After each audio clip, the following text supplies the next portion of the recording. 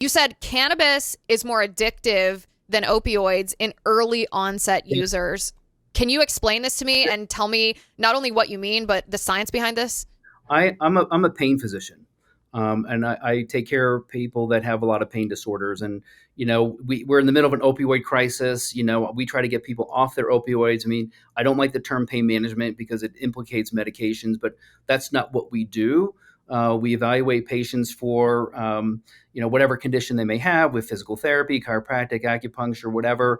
Medications are sometimes part of the treatment plan, and there are some people that take opioids chronically, but they're monitored. And interestingly, the opioid crisis worsened under the umbrella of marijuana program expansion in our country. Finally, and thankfully, based on CDC data, the opioid overdose deaths are finally on the decline.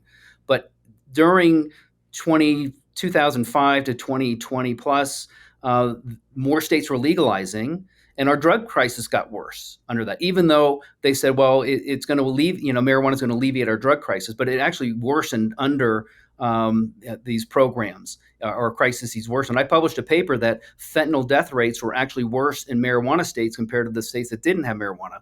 So on this particular paper, as a pain physician, I was very surprised.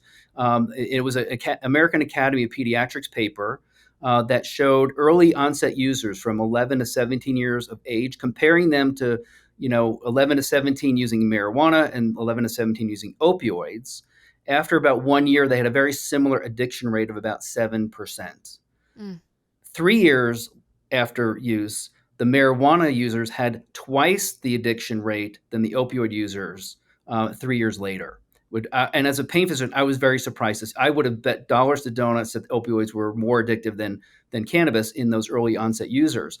And if you take the later onset users, 18 to 25 years of age, comparing marijuana to opioids, those later onset users had also a very similar addiction rate to each substance a year later, lower than the earlier onset users. But even 3 years later, those late onset users still had a higher addiction in the cannabis category than the opioid category. I was surprised. And this is not Yeah. just me pontificating, this is American Academy of Pediatrics paper.